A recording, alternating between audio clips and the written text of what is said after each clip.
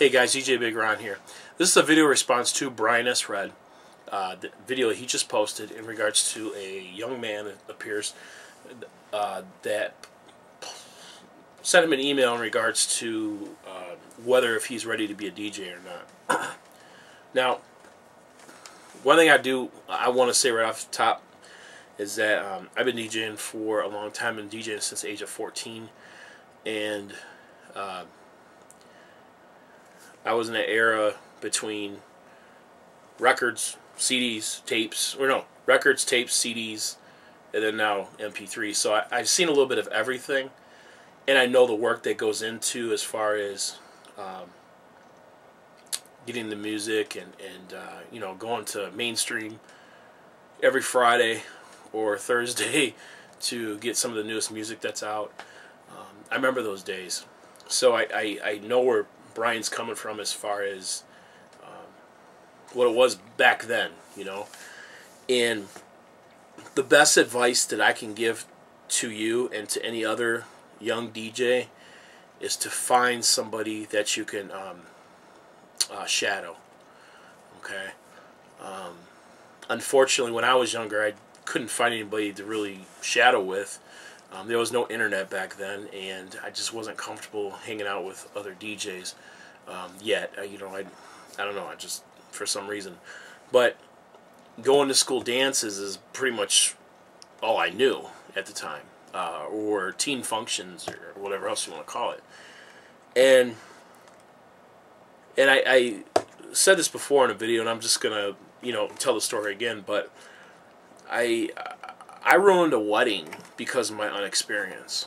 Now, I'm not trying to scare you or anything. I'm just trying to help you and help you and well, again, I just said help you and make you realize that, you know, you should really get that experience under your belt. Once you start shadowing somebody, you know, you see what is being done, and then eventually you'll get your hands on the controls, and then they could actually observe on how you do. There's tons of DJs all over the place, and I'm sure there's somebody where you live, in the area you live, that you can shadow with. I'm sure there's tons of multi-ops in that area. If not, you may have to travel a little bit. But back to my story. When I was about 18, I received a phone call from a friend of mine, and he was like, "Ron, I got a gig for you. I got a wedding.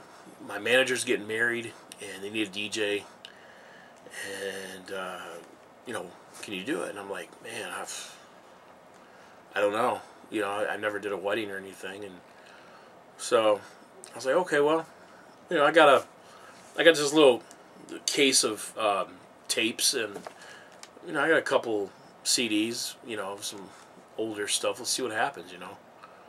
Well, the thing is, I thought I could just get away with these small compilations of different genres, but the problem is that the genres that I had wasn't like the hits that people wanted. Some of it was there, some of it wasn't. But I ended up messing up somebody's wedding.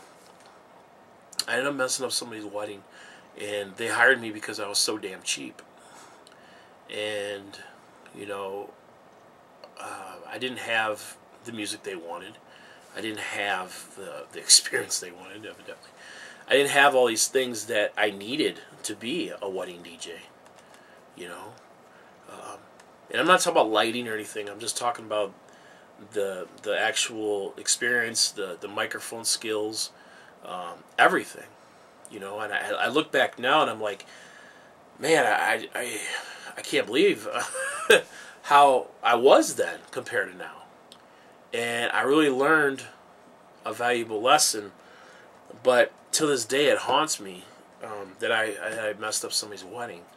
And I'll never forget it. It's in the back of my mind from now until the day I die that I messed up somebody's wedding because I was more worried about getting paid than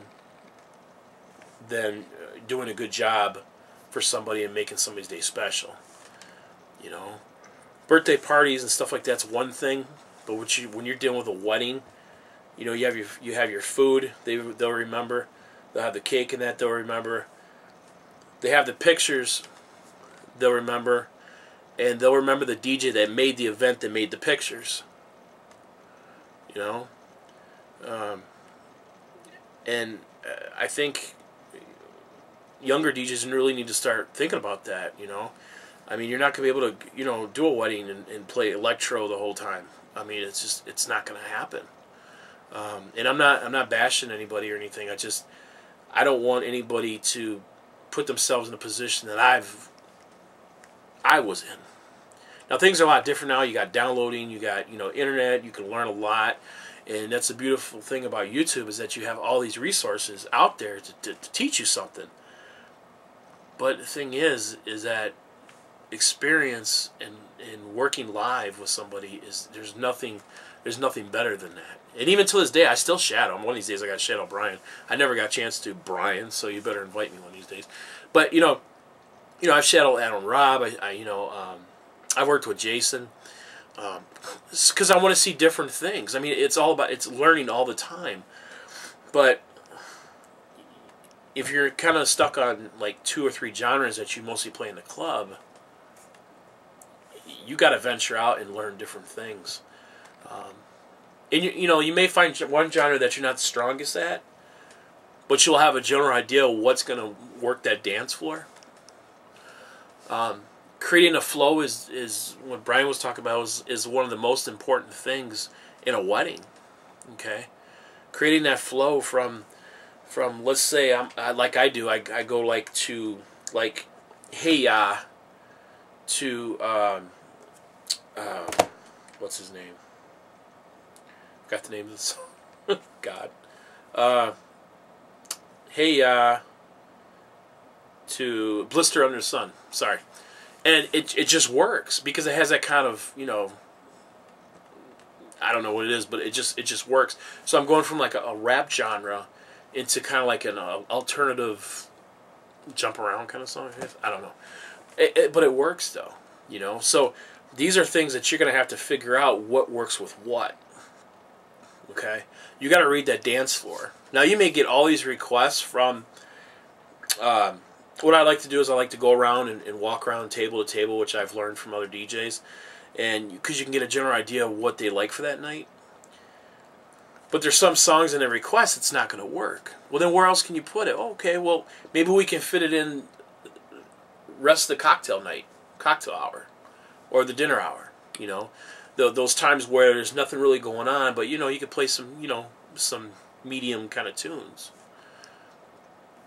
But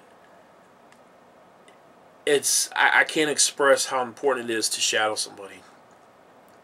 Now, unfortunately, like I said, I didn't have anybody shadow, so I just kind of winged it all the way through for a long time. And before I started watching YouTube videos, I was watching, you know, gig logs and stuff for a while. But once I started watching, you know, Jonathan and Brian and Alan and some of these other guys out there, I've learned a lot. Okay, but the act of being there is nothing better than that. Because if something goes down at that wedding, a amplifier goes on you, a mixer dies on you, a CD is skipping on you in the middle of their first dance, what are you going to do? What are you going to do if your microphone goes completely dead right before you're about to make the announcements for the wedding party? What do you have? You got backup gear for that? Now, backup gear doesn't mean that you have to have something that's real expensive. Backup gear can be something as easy as, you know, what you have laying around or whatever else. Something to make it work. But what are you going to do? You can wing a lot of things at school dances or whatever with something small.